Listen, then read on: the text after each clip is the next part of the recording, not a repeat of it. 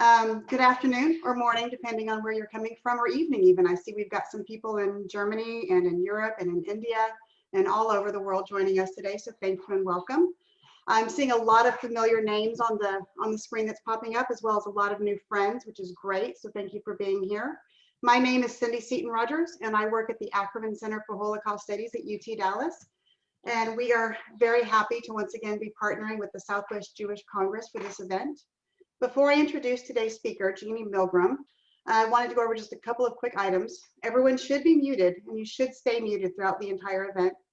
We are going to have a question and answer at the end of Genie's lecture, so feel free to add those questions into the chat, and we'll get to those there towards the end.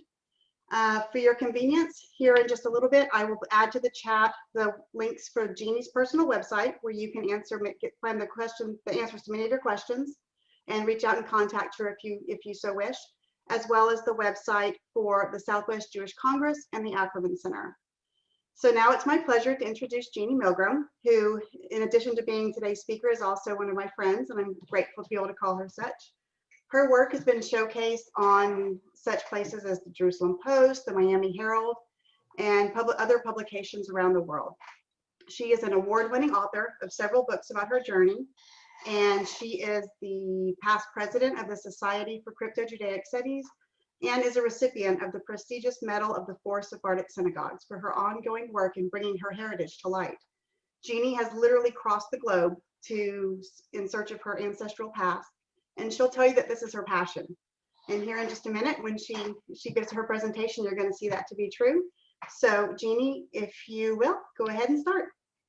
Thank you. Thank you so much, Susan, and thank you so much, Cindy. It really is a pleasure to be here, and it's a pleasure to be here with you. And I want to show you, just so that you can have a feel, behind me. And this is a street today in this year in the village of my ancestors. My ancestors lives in this village for 523 years that I know of, and possibly longer.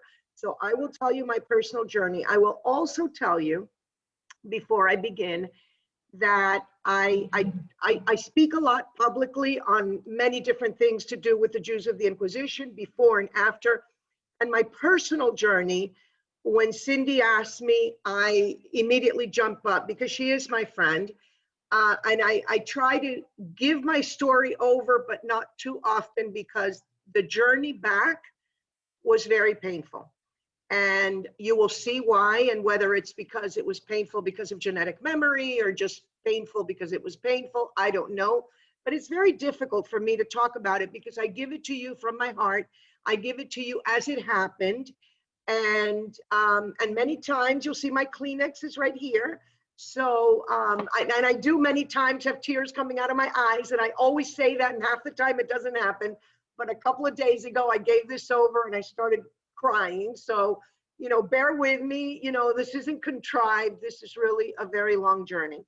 So I was born in Cuba, and my family moved to Miami when I was 4 years old, when the Castro Revolution took over.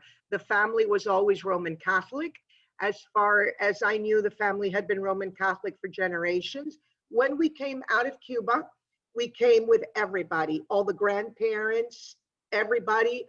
My maternal grandparents had both been born in this village, and they had moved to Cuba in 1920. So my family wasn't one of those old, let's say, established Cuban families. It was a family that had just, for one generation, gotten to Cuba. My mom was there. When we moved to Miami, they put me immediately in the best Catholic schools. I lived in Miami then. I am speaking to you now from Miami. I'm not in the village of my ancestors. So I was in a Catholic grade school, very strict. There's enough jokes about Catholic school in the 60s, which is when I was there, that you understand that the nuns, the priests, everyone was very strict. But from a very young age, and I mean young, like 7, I felt that I did not belong. I did not belong in the ambiance I was in. I did not belong learning what I was learning, the Catholicism, the ideology, and it was very difficult. I just felt I didn't belong. Something just wasn't quite right. And I felt this, it didn't start when I was 4, but it certainly started when I was 6 or 7 and maybe in 2nd grade.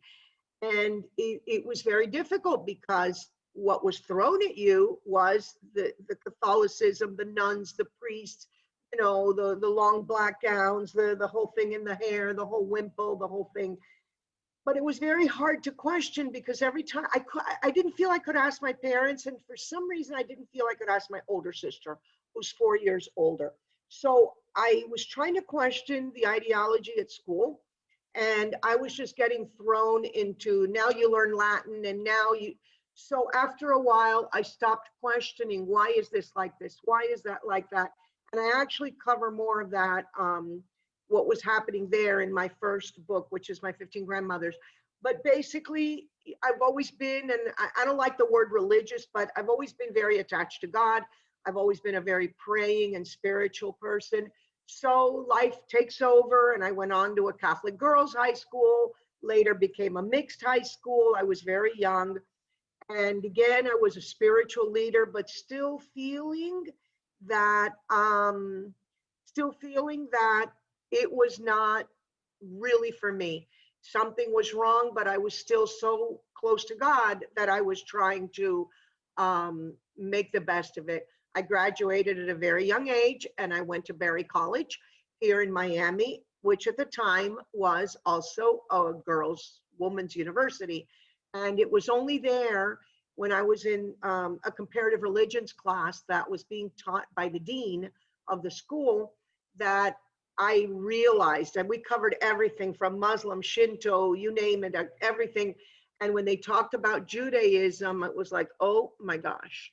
I had only met one Jewish person. I was in again, Cuban, Catholic ambiance, Miami, 1960s, 1970s. So you understand that everybody tells me there were a lot of Jews in Miami. Yeah, I'm sure there were a lot of Jews in Miami, and there still are, but everybody keeps to their own people. So I was more in the Cuban Catholic, in the Catholic groups. So I had met one little Jewish girl when I had gone to summer camp, and she really had turned me on to her religion, but there was nothing I could do. So it was by the time I was in high school, and when they taught me Judaism, that was it for me. I understood that that was for me, that's where I should be. But again, I was very, very young. I got married at 17 years old, straight out of the university or second year university. Very, very young. I married a Cuban Catholic man. We had 2 children, and life went on. I had 2 little kids. I was married to a Catholic man. And then one day I woke up at the age of 28 and said, I can't do this anymore. I literally cannot play act anymore, taking my kids to church, going back and forth. And I just can't do this anymore. And I started investigating Judaism and investigating it in a big way. I started reading everything I could get my hands on. Long story short, it led to my divorce. And now I was able to study whatever I wanted to study and whatever I wanted to learn. But now I was a single mom working in the family business, and a very difficult time for me. I started at a Reconstructionist temple. I worked my way for about a year. Then I worked my way into a Reformed temple. My family was aghast. It was so hard. My family was totally against me. My mom stopped talking to me. Everybody I had ever met in high school stopped talking to me. No one was talking to me. And then I went on and I went up to the conservative level. I didn't stay there long. I've always been a person that kind of goes by the pomp and circumstance, as it was when I was a kid in Catholic school with a lot of rules and regulations. You can't do this and you can't do that, and you can't eat meat on Fridays, and you have to wait 24 hours. So I was used to, so I finally made my way to a little shtibel here in my neighborhood still, where we still go. It was a Young Israel, and the rabbi came out all smiles with a hat and the tzitzis flying, and I just kind of knew I was home. It took me 5.5 years to make an Orthodox conversion, and not for lack of trying. I was studying everything I was told to study. I was learning Hebrew, read it and write it and memorize the code of Jewish law, the Shulchan Aruch, memorize this, do that, do this. But I was not converting my children for a lot of very personal reasons. Between my divorce and everything, I did not convert my children. And it was not an easy thing for the Orthodox rabbinical court in Miami that I was going to be an Orthodox, let's say, Jewish woman, and my children were going to be living in the same home, and they would still be Catholic. So that wasn't going over well, but I persisted, and after 5.5 years, I did receive my formal conversion, and I immediately became very active in the synagogue, and it's still the same synagogue I go to, Ashkenaz, Young Israel, and I became treasurer, or president of the sisterhood. For all intents and purposes, I was a convert. I was there. A couple of years later, I met up with my husband, who I'm married to now, who had come from the ghetto of Antwerp, from a Hasidic dynasty family. So that kind of complicated my life, somebody from such a religious background, but we got married. We're still married, 30 years. It's fantastic. And it was kind of difficult in the house, but a lot of years had passed. My son moved out. My daughter was in the house. My ex-husband was taking her to church on Sundays. She was having Shabbat dinner and Passover at the house. And I just kind of let it go with her. I didn't want her to be ideologically as messed up as I had been. But it was a very hard place where I had entered, because at one point for many years, everyone I had ever met wasn't talking to me. And it's not like the Jewish people in different places are like hugging you and saying, come, Bubba, come and join us. That wasn't happening. So it's a very lonely, lonely place. And a lot of the reason why, and I'll tell you more about it later, a lot of the reason why I do this is not just to recount about the day lost to Jewish history for people like me who come from villages like this 500 years ago, but because of the loneliness and the difficulty of people returning. So I started a normal Jewish life until the day my maternal grandmother died. And it was already very difficult with mom.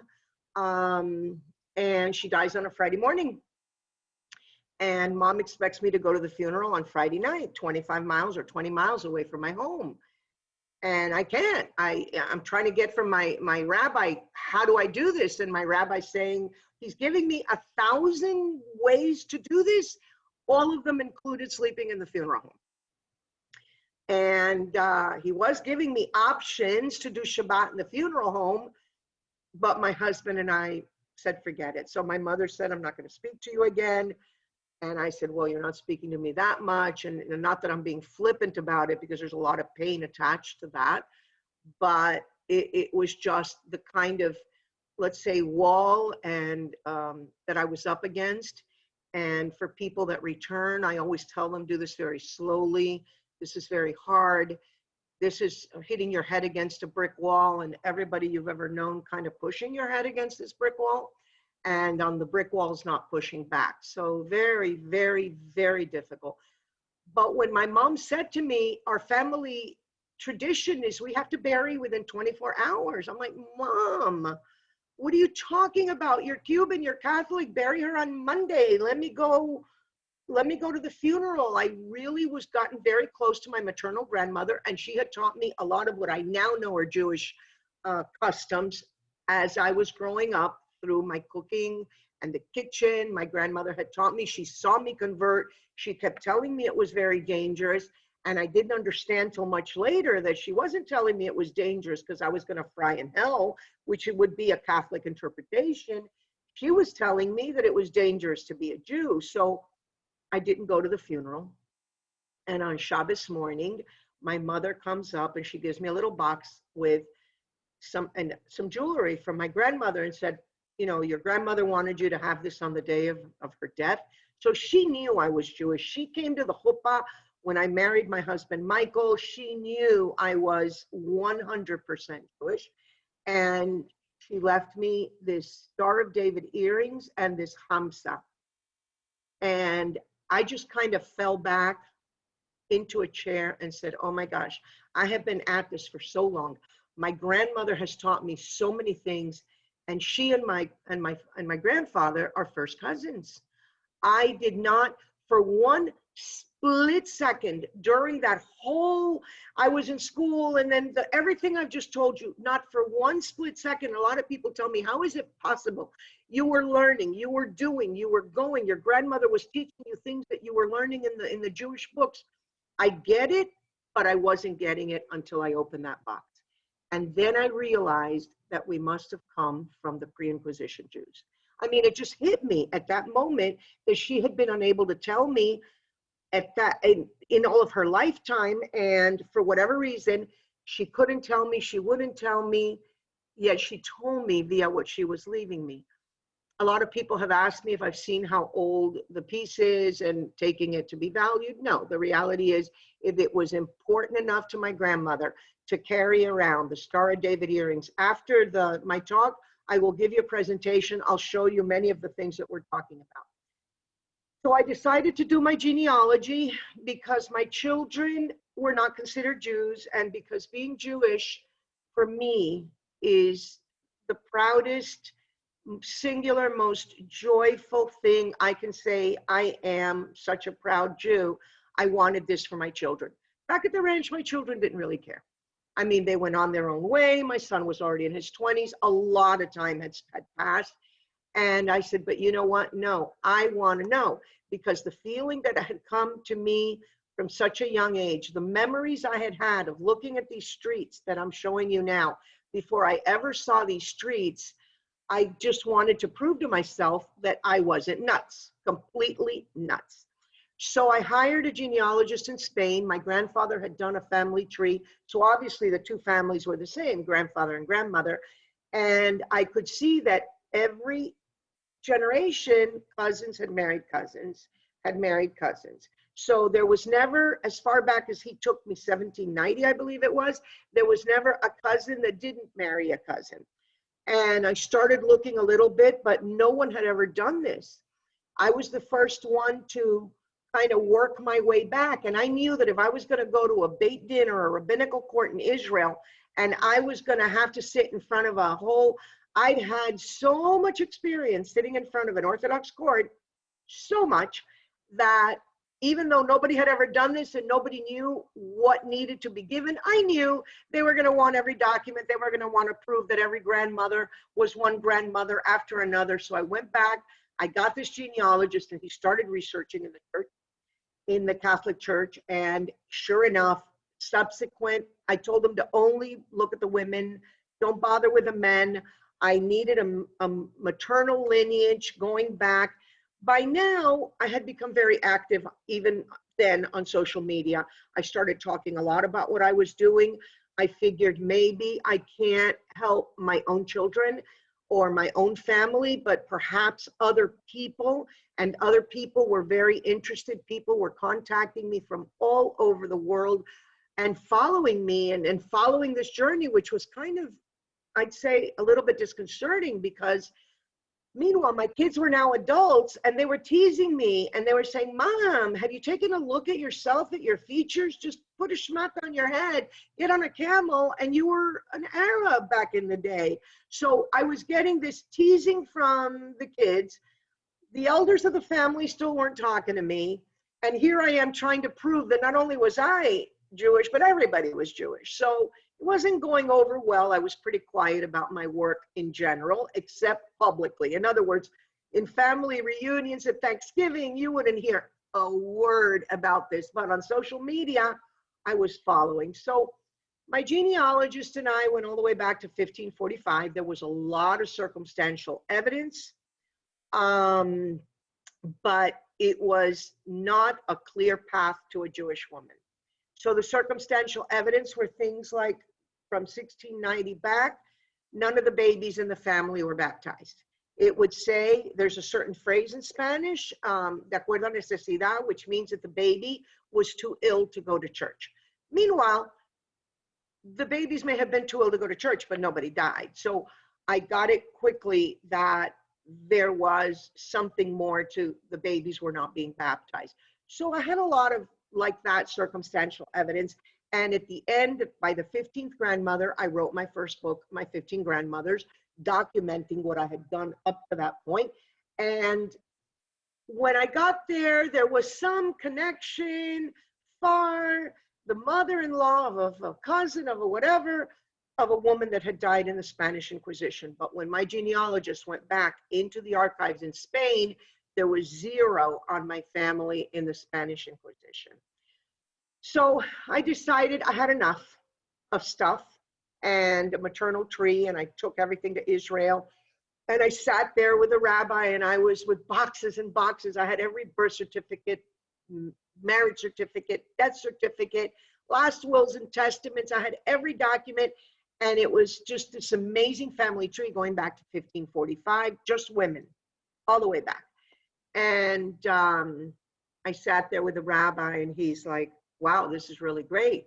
Amazing job you've done. Amazing genealogy. This is like, we've never heard anything like this. This is great. And the last name on your tree is definitely a documented Jewish name.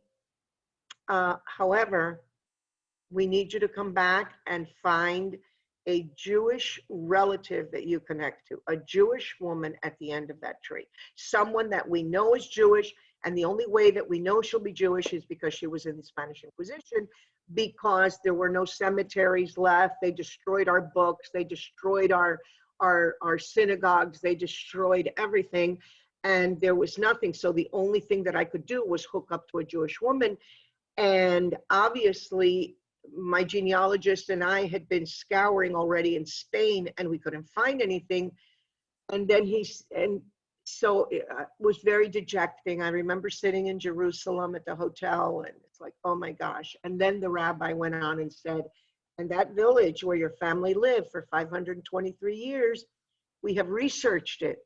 There's nothing in any historical book that tells us that there was a Jewish presence in that village before 1492 or after 92, or hiding in before or after. He said, so for us to consider to give your family a return, he was very kind, he was very sweet, but you know, the punch was there, right?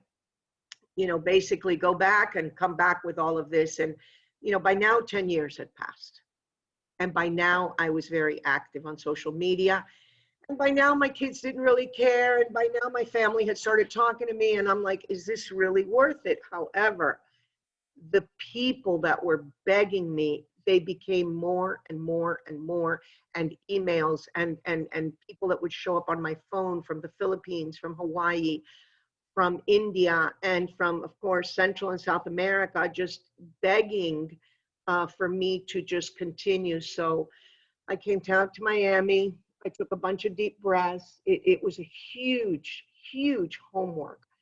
And I said to my husband, you know, I don't know what I'm going to do. He said, I know what we're going to do. And he comes home one night. He's got airplane tickets to go to this, you know, to Madrid and drive to this village. The car, he said, we're done. He said, you've come too far. And I was so afraid. I have to tell you that it was one of the hardest things I've had to do in my life, because what if I was wrong? I mean, okay, I had this feeling. We all have these feelings, but what if I was wrong? What if? And you know what? He scuttled me under that aircraft, and we rent a car. It's about 4 hours west of Madrid. And as we're driving towards this village, which is right on the coast between Spain and Portugal, there's a river that's a natural boundary. This village is sitting right at the tippy tip. You can see the river. And as we get closer to this village, all you can see is Portugal. And I have this like flashback or vision, or whatever we want to call it. You know, I don't think I'm particularly gifted, let's say, with the 5 senses, my 5th sense or 6th sense or whatever it is. But I realized that my family must have been caught in the Inquisition of Portugal. And there in the car with Wi-Fi, I'm looking it up, and within seconds, I get into the archives of the Inquisition, which were only Lisbon, in the archives of Portugal, and I find my last grandmother and 45 of my relatives judged in the Inquisitions of Portugal. So I was kind of, I've never realized or thought that I would be happier to see my relatives being arrested. I mean, who gets happy about their relatives being arrested? But it was like, it was going to be my only proof. I knew it then. And maybe had I gone to Israel with that proof, they wouldn't have asked me to prove that this village had a Jewish presence, which was going to be even harder. So we go to this B&B, we're in this village, and I know nobody, and I've got my really bad Cuban Spanish accent, right? I speak Spanish fluently, but it's not a Spanish, you know, that's like the royal language, Spanish from Spain. And I'm like in this cut up Caribbean Spanish. And I'm asking everybody, was there ever, you know, tell me about the Jewish population here. I want to know about the Jews. I want to know about the Jews. And everybody just kept telling me there were never any Jews here. There were Visigoths and there were Moors and there were not any Jews here. And I'm like, well, finally they told me that the lady at the door of the church, who had the same double last name as my grandfather, by the way, Ramus, very unusual to have that double last name. I don't know if she was family. I don't care if she was family or not family. I had found 8,000 people on my tree. I had enough family to last me, so I wasn't asking about family. I just went to her and I said, tell me about the Jews of the village. There were never any Jews here. I said, well, you know, my family were Jews and they were here. So are you sure they were Jews? I'm sure they were Jews. I know they were Jews. And she said, well, we never had any Jews here. We were like this for about 2 hours at the door of the church. And I was like losing it because what was waiting for me? I knew I couldn't go back to Israel. I was stupid. I'll use the word silly enough or whatever enough to be publicizing what I'm doing and my failures and my triumphs, right? And I was fully expected, you know, and I said, look, I know they were Jews. And she starts, what was the name of the family? And I'm going down my family tree. I was carrying it. And I'm going through every single name you can imagine. Every Spanish name you have ever heard, Martinez, Menendez, Gutierrez, Alvarez, ta, ta, ta, ta, ta. And she kept saying, give me your family name. Give me your family name. And failure was what was expecting me on the other side of this woman. And I'm like, is there somebody else I could speak to? You know, not like today they tease about Karen on, you know, on all of these shows or talk about people that are really obnoxious. And I was trying not to be that obnoxious person, but there was really nobody else I could speak to. I mean, she was the town historian. And all of a sudden, I remember that my grandfather, in a curvy little handwriting on the top of the family tree, he wrote, they called us the Boyicos. So I didn't know what it meant, but I said to her, Boyico, that's the name of the family. And she said, well, why didn't you say so? I'll take you to see the synagogue tomorrow. I literally could have taken that family tree that was this thick. I literally could have bopped it over this woman's head because, I mean, like they say, you know, she took everything I had out of me. So the next morning I tried to keep my cool because obviously this was the only person that was going to be able to help me. And she takes me to a place and she said, this arch is known as the oral tradition that this was a synagogue. And I said, but I want to go inside. Oh, we can't, the lady that lives there. I said, please, please, I need to go inside. And so the lady owned it in her 80s, very gracious. She let me go inside, 3 floors. And from the oral tradition, the rabbi lived on the 3rd floor and the synagogue was on the 1st floor. And I'm like, okay, so I'm trying to find evidence. And the lady is telling me, look how beautiful. I redid everything. I redid the walls. I redid the floors. I redid the fireplaces. Look at all this paneling. Everything was covered. Everything was painted. Everything was modern. And I'm like, if this really was a synagogue, I couldn't leave. I couldn't leave. What am I going to do? So it was over. There was nothing else. And there was no curtain I could open. There was nothing. She's showing me. I did see from the top floor, it was an incredible view of Portugal and the river. If indeed, I do believe it was the rabbi's house, it was just like that family was looking the whole time. next door lived the priest, which I found was odd because they told me the priests and all the priests had lived next door forever, like from the beginning. And here the rabbi lived over here forever, apparently, but I wasn't going to be able to prove it. I mean, there was not even anything to take a picture of because everything was brand new. Everything was painted. Anyway, as I'm walking towards the door and I'm really dejected, as you can see in this voyage of mine, there was very high highs and very low lows, because it's like you're taken to the top and then somebody just throws cold water on you. And it was very hard because I knew that once I walk out of there, it's over. It's done. What else am I going to do?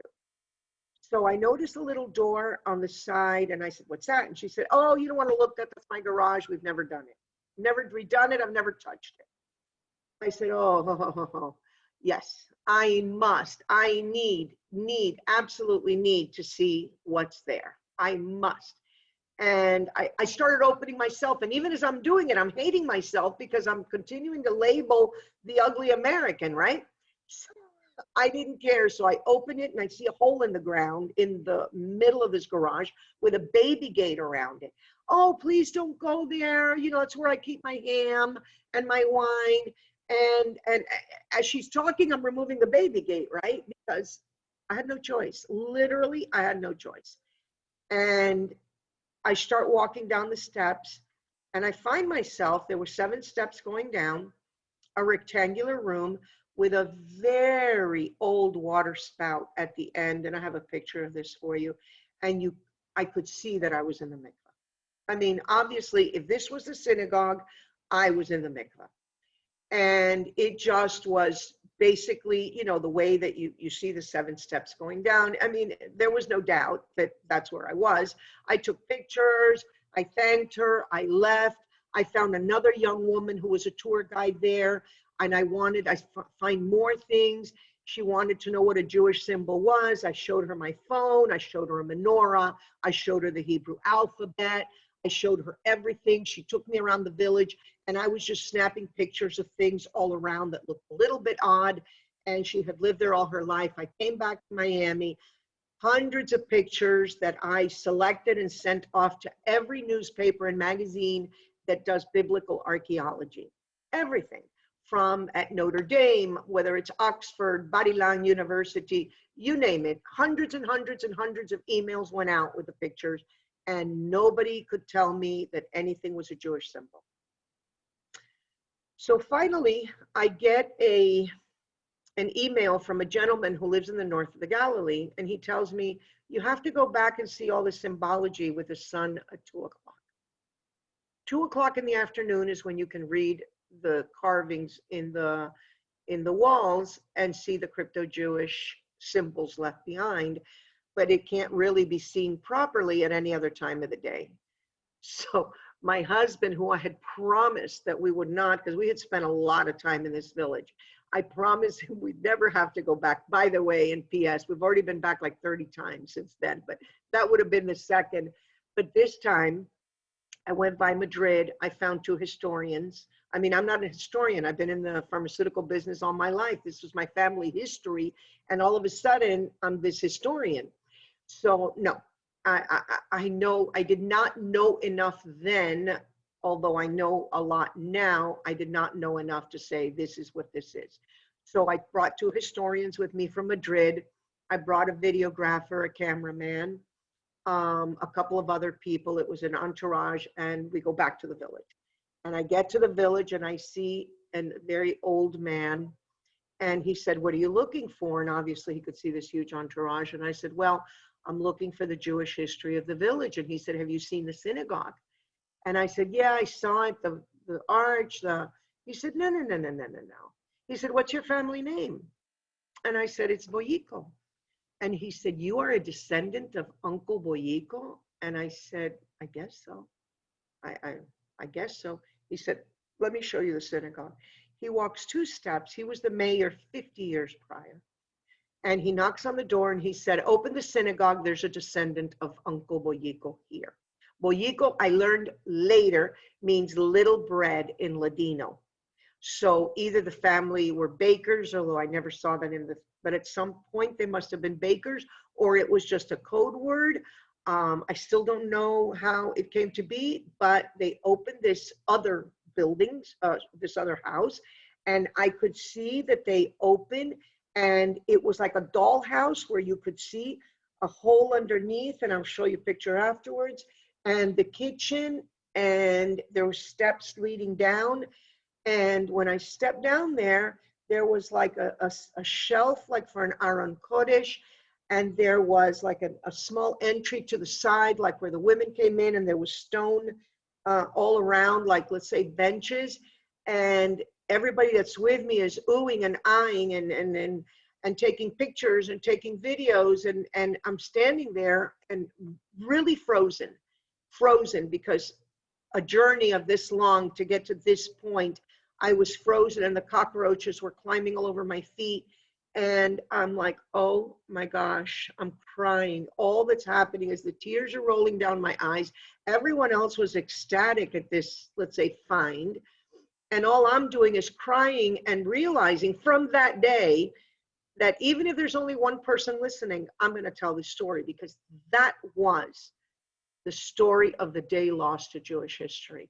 In that place where I was standing, where my family, who had this gorgeous, expensive, hunky-dory synagogue, had been driven to pray underground with the cockroaches.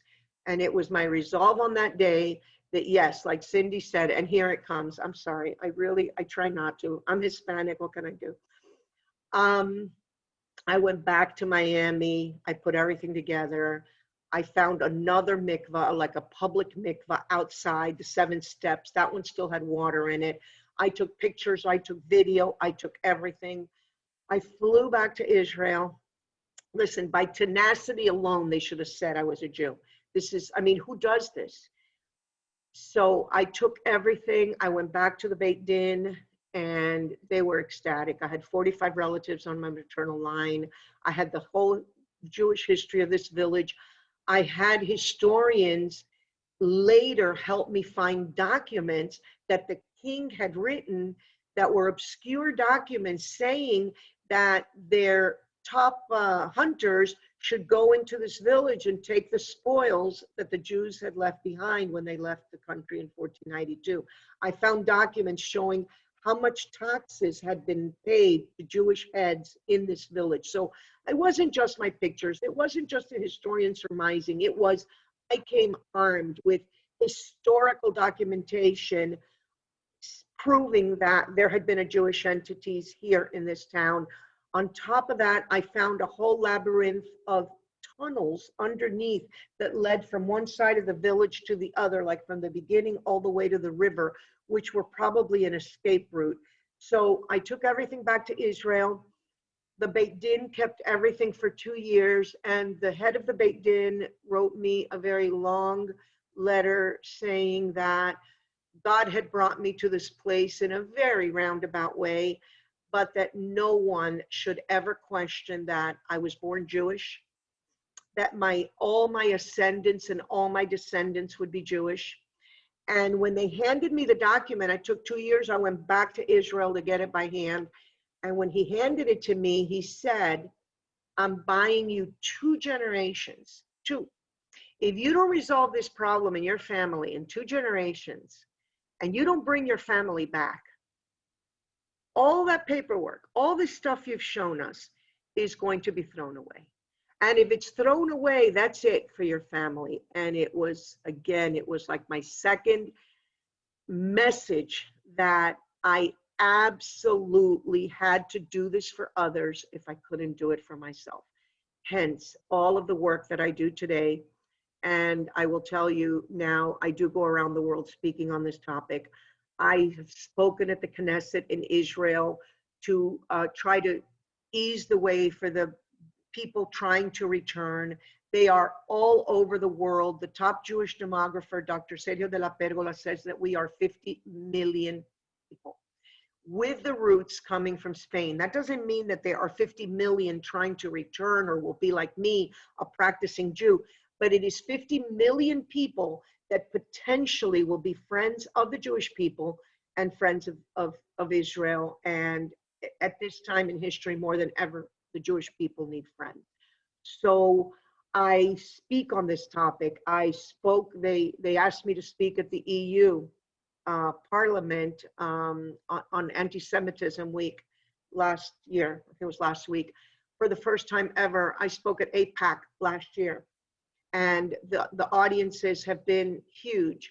I try to let people understand, I'm not trying to convert anybody. I'm just trying that people understand that when somebody says to you, I feel that I'm a Jew, I come from this, I know that my family had these roots, that people should sit up and listen, because like my husband says, who's an Ashkenaz Jew from 1,000 years ago, I mean, forever, he says, why would anyone willingly join a group that's so hated? And the fire that's burning right now for an organization in the United States called Kulanu, I direct the overseeing the communities of the B'nai Anusim, our crypto-Jewish descendants, whatever you want to call. And just in this last month, I have, because of the pandemic, we've gotten food down to the communities. We're teaching, I've organized a sort of academy online, and I've got 450 students right now. They started about 5 weeks ago, and I've got volunteers teaching Hebrew. I'm teaching kashrut. I'm teaching a whole bunch of different things. My husband is teaching in French. I'm teaching in Spanish. The other lady that I have from Northwestern University, Professor Cook, is teaching in Hebrew. So we're trying to just teach these people during this COVID, when everyone is just kind of, stuck at home. And I think we've been very successful. The other project that I have been involved in since 2015 is in getting the Inquisition documents around the world digitized. I have flown in and out of Spain, in and out of Portugal, Lima, Peru, Cartagena, Colombia, Mexico City. These documents are still in boxes. I got the funding from My Heritage in Israel, the DNA company, and my part of the deal is that I would go in and get the contract. I've always been a businesswoman, and right now I am just smashing my head against the Catholic Church. I've gone again, actually this week. We did get an agreement with Portugal, so we've got people on the ground there, and you'll hear about it soon. It's not yet publicly available because we want to start physically digitizing. I went back to my contacts at the EU in Brussels this week, and I'm trying to put pressure on Spain to let us digitize. That's pretty much ground zero. And I got back already my first answer from an archbishop of one of the cities, telling me that absolutely not, because my intention for the records goes against the Catholic Church. My intention for the records is that people regain their Jewish roots. His intention, his thought, it's really an ideology problem, because we feel that you can't convert away Judaism, you're a Jew, with a baptismal font. And their ideology tells them that once you're baptized, you're no longer Jewish. So the archbishops are not happy at the reason that I want this, but Portugal, I was able to get the culture minister of Portugal to write a decree to get the Inquisition records digitized. And I'm trying to get that same decree in Spain. That one is a bit harder, but Mexico has already given their go-ahead. So that's where we are right now. So if I leave you with anything at all, I leave you please with anybody, just extend your hand, invite them for a Shabbat, invite them for a Rosh Hashanah, just bring them to your house for Pesach, after COVID, whatever it is, but just reach out your hand. And that's it, waiting for questions. Cindy? Okay, yes, so I'm unmuted now. So first of all, thank you very much. I have had so many messages in the chat that are open and private. I'm going to share my screen real quick so that they can see some of the things I spoke about. It'll take a couple minutes. Perfect, go ahead, and then we'll do the Q&A after that. But I've had multiple messages saying to thank you for this presentation. Well, like I said, remember how I said, I feel like I'm wiped out. Hold on. Let me try to get in there. Stand by. Let's see, I'm trying to get this going. 1 second. Do you see it? Because I can't seem to click. Here we go. There you go. We see it. Okay, great. So this is the map of Spain showing the location of the village of Fermoselle. So if you look, you can see what's in yellow is Spain and what's in gray is Portugal. And this village that is in my background, you can see is this very tippy tip tip. My grandfather used to tell me that when he was little, he used to be able to throw the ball across the river at the children in Portugal. And the first time I get there, it's like the ocean. It was huge. It was, I mean, either my grandfather was lying to me, but I learned that in 1953, they had made a massive dam. So now that river is really like it, you cannot see the other side except like at night when you see, but basically it's right there. This is the hamsa that my grandmother left me. Now I realize fully that hamsas are used by many different religions, and they are Arabic and they are Jewish and they are just, it's a mishmash with the hamsas, but because of the fact that she left me this to be given to me on the day that she died, along with these earrings. Now, she had it all along. It took me a very long time to convert. It took me a very long time to get to where I was. She was there the whole time. And to just make sure that this was only given to me on the day of her death was very significant to me. This is an aerial view of the village of Fermoselle. And you can see it's still a really typical medieval village. That's how they were built then. That's how it is now. You saw the pictures. It really hasn't changed. There are tunnels literally going from one end to the other, all the way to the river. So many people asked me to take a look at what kind of documents was I looking at to get back to where I was. So these are the documents. This is exactly what they look like. This particular document, the reason I'm showcasing this one is that when I did my DNA, I found a fellow in Recife, Brazil, who, funny enough, not a coincidence, he was born Catholic and returned to the Jewish people many years ago, maybe about the time I did, and we were identical match. It was like, this guy could be my blood donor. I mean, it was identical. Our family histories were identical, but where everybody in my family had been named Catalina, there's like 72 Catalinas. In his family, they were named Rosalina, like 72 Rosalinas. Also a genealogist, also a practicing Jew. And in this document, we couldn't find our grandmother in common. And that family tree DNA, they had said that it was 300 years. So we were way back more than 300 years and we couldn't find it. So this middle document here was forged. So when his family was in Portugal, the grandmother, it was the 14th, and the grandmother had lost her family in the Inquisition. She forged this document. You can see stuff written one over the other. And then she went and started a new life in Spain. So the part that was in Portugal gave birth to him in his family and his Rosalinas, and the one that went to Spain gave birth to mine. So there was a lot of this forgery going along. So this is an arched entrance to city walls. This could be anywhere. I could have taken this in Poland. It looks a lot like things that we see in the Venice ghetto. Just this could be anywhere. This is the entrance to the city walls. These are homes. You can see they feel medieval, almost troglodyte from another era. But this is how it is today. Again, I didn't pull historical, things out of the internet. This is how it is today. So this is the picture fully that you see behind me. The streets go up and they go down. It's built up on a mountain and overlooking the river. So this is not a great picture, but this is the spout, but this is a great picture. Why is this such a great picture? Because the whole thing is carved out of granite, and the spout, while it's carved out of granite, is so soft. It's like soft as butter, which tells me that water came in. When I put my hand, obviously no water's coming out now, but when I put my hand inside where the water would have come out, it was like I was touching marble. There was nothing rough about this at all. So it was used for a long time. These are the stairs going down to the second synagogue, and where you can see that it's starting these arches. To the right, there's like a shelf starting up there. I have better pictures on my website.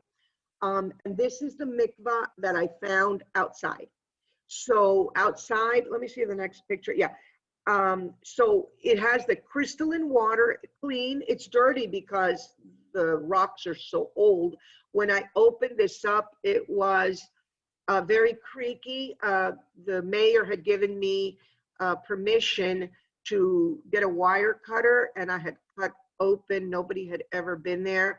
It was kind of, let's say, creepy to me that it was at that moment that I took this picture when this thing had not been opened. He said in several hundred years, I really don't know. And all of these beams of light were coming, and all of these puffs of smoke were coming, and I didn't see them as I took the picture. Just when I came home with all these pictures, there was just like all this stuff happening, which I thought was really weird. And then what I really noticed is if you look on the left-hand side, and I don't know if you can see it well, but there's a carving of an angel. There's a carving of like a cherub. There's a little cherub face, a tiny little, like a little kid's cherub face, and a wing. There's a wing here. And again, this, I did not see any of this. And I was standing in this place, in this spot with all those people that I told you about for whatever amount of time. I didn't see the puffs of smoke. I didn't see the light. I didn't see the angel until I came home, and I'm like, whoa. So that was like a second mikvah. So here I'm standing on the top step. And when you get to the bottom, it's just total, you can stand up fully. Here, you can still stand up, but it was completely, the historians that had already looked at a lot of mikvaot in Spain say that this was very typical. As I said, I don't know. This is crystalline water.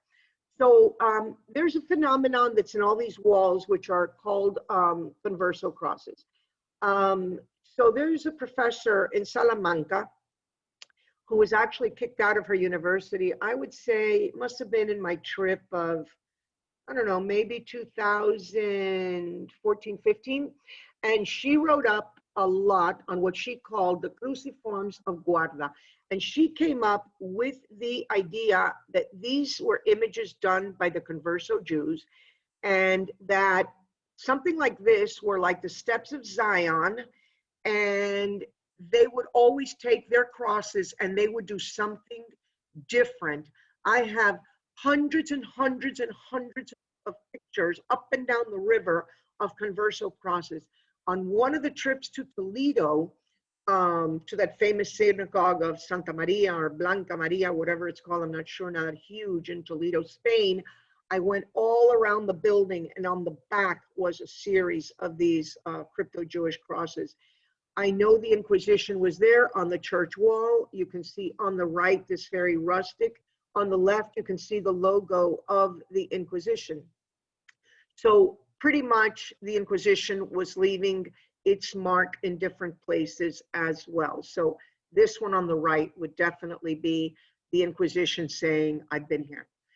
So this is one of those carvings that it's not that it's a terrible picture. It's not that I'm a lousy person, even though I'm not so great, but that's not it. I took 100 pictures of this thing in different on my first trip. And this is the one that the archaeologist told me I needed to see it at 2 p.m. So at 2 p.m., we see the name of God. Yod Hey, Vav Hey. See, this is on the side of a little chapel. Sitting on top of a cross, according to the historians, these are on top of the 12 tribes of Israel, and it's like in a menorah shape, and it's basically the cross crossed over and the Hebrew letters. So these are a lot of the things that I was finding, and You can find them up and down the river. You can't really find them in places like people, always write me, oh, I'm going to Lisbon. Tell me about the, what's going on, the Jewish in Lisbon. What can I look for? Well, there's nothing, because Lisbon has been built and rebuilt again. So you're not going to find anything. You're going to find a theater that used to be this and this that used to be that. However, up and down the river, in these little villages, you do find a lot. So these carvings are on this other side of the small church. The actual circle with an anchor is something that's very old. It's on very ancient coins in Israel. You see the circle with the anchor. So the one that caught my attention the most is this, the back entrance of the church. My family's house was literally in front of it, where my grandfather and his family lived for many years. And it's at mezuzah height. And this also, this cross with this anchor in a circle is also soft as butter. People were going through the back door of the church and touching this like you would touch a mezuzah when you enter. So when you go here, this is granite all around and soft as butter over there. Underground, from one corner to the other, is this maze. Some of them you have to go under on your stomach. Some, you like the one on the right, you can stand up in. The one on the left, you pretty much have to go on your stomach. It just goes on and on and on from one end of the village to the other. I had a meeting all set up right before Pesach this year, obviously for COVID. I was in Israel. I had to come straight home. I had a meeting where I was going to be taken through the whole thing. And I wanted to go down there on my stomach if need be. I wanted to see what I could find. So everybody's homes are joined and opened. Again, I just want to reiterate, this is granite. This isn't cement. This village is built on a granite mountain. How they were doing this from one place to the other is just beyond me, but it is all the way down from one end to the other. So I was able to map from everything that I had learned, the addresses of my family from all these documents that I got, as well as where the mikvahot were, the house of the rabbi, etc. And you can see to the bottom here in the center, this is where the Jewish quarter was. And it's very clear because everything's in the same place, and I was able to plot what I had found. One of the most startling of the things that I came across on the internet, on the left-hand side, I found this very old, let's say, rustic, hand-drawn coat of arms that says Fermoselle, the name of the town, in English letters. But when you turn it around, the letters are in Hebrew. And it says Lisgor. And Lisgor means closed. So the history of this town was meant to be closed up, zipped up tight. And as far as I know, if you were to walk in there and you didn't know the name Boyico, you weren't getting anywhere, because I wasn't getting anywhere. So I wanted to just show you my own tree. This is from 1600 back.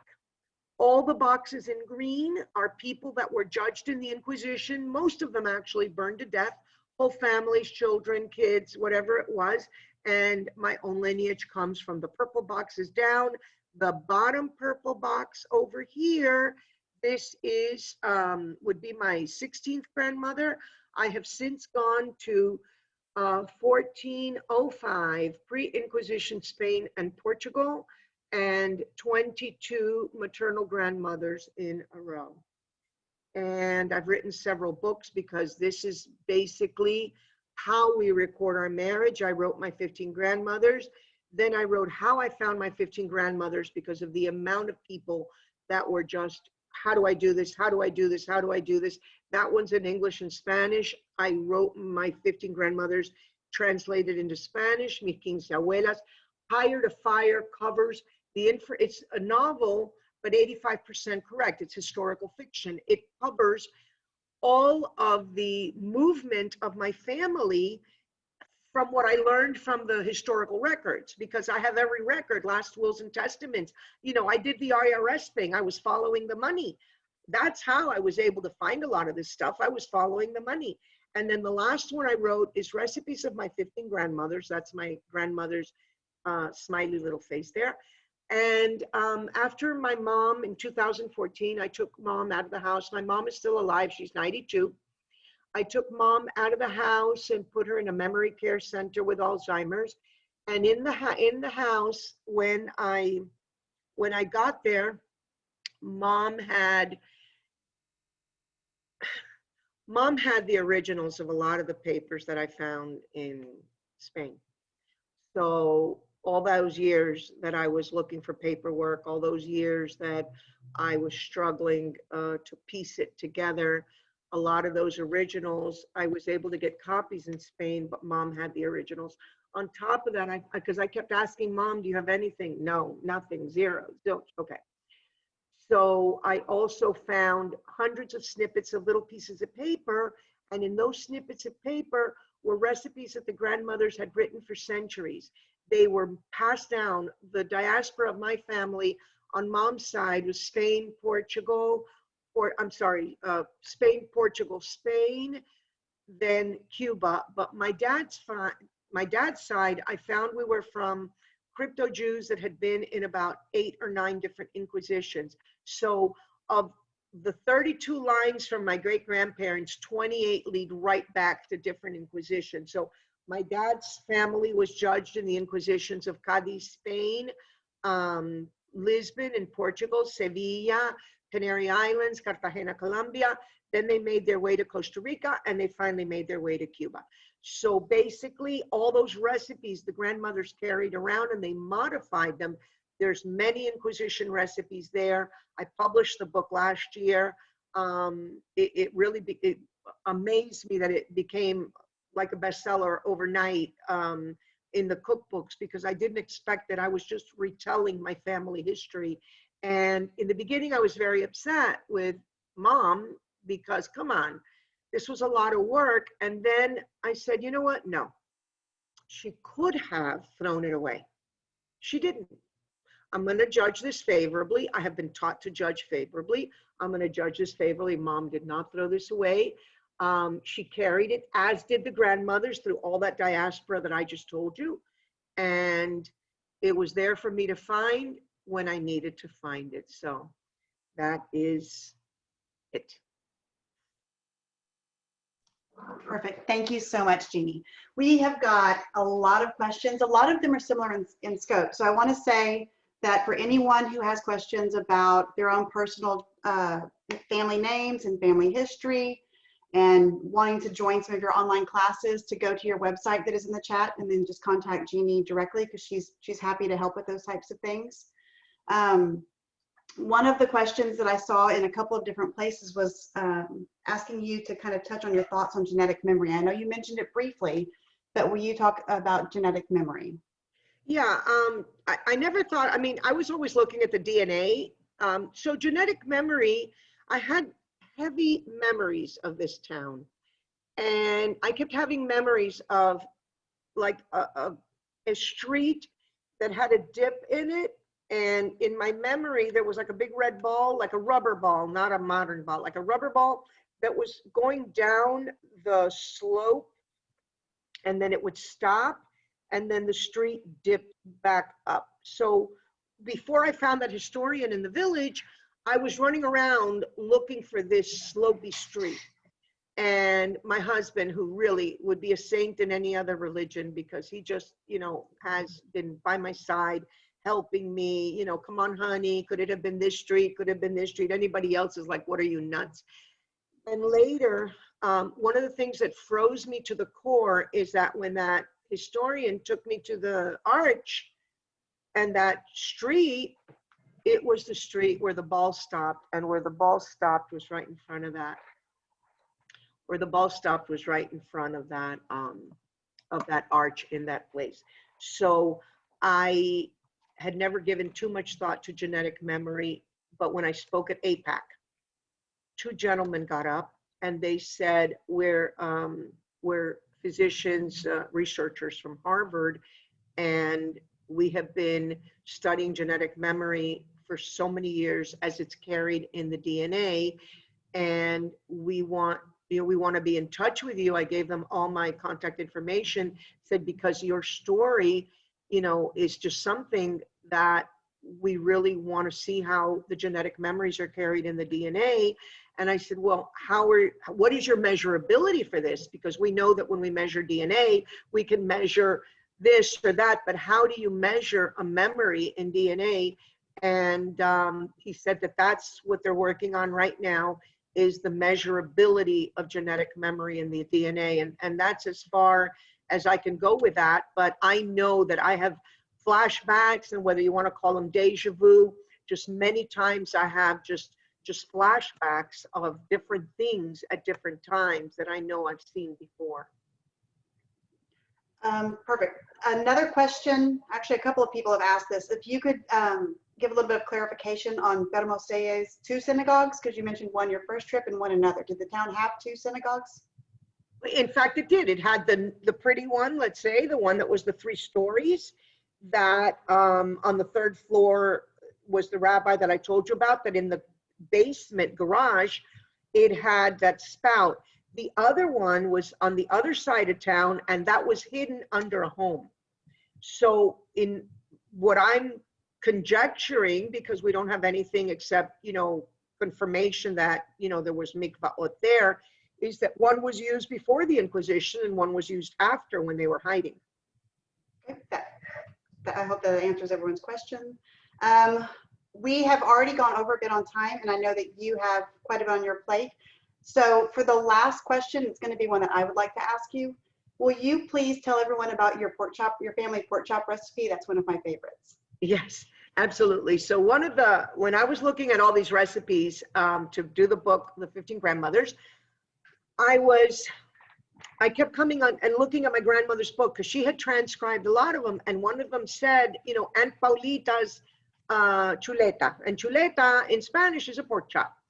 And I'm like, oh my gosh, no, because in all of the recipes, in all of those hundreds of years, no one ever mixed meat and milk, and there was no pork until about the 1930s, 40s in Cuba. Nobody ever ate pork, and there was no meat and milk mixed. So when I kept seeing in my grandmother's book about the chuleta, I was like, oh my gosh, and I didn't even want to look at it. But before I gave up, I looked at it, and it was really not really a chuleta, not really a pork chop. It is a French toast in the shape of a chuleta with like a little burnt piece of bread at the end. And then it was covered in red peppers and tomato jam to look like pork chops.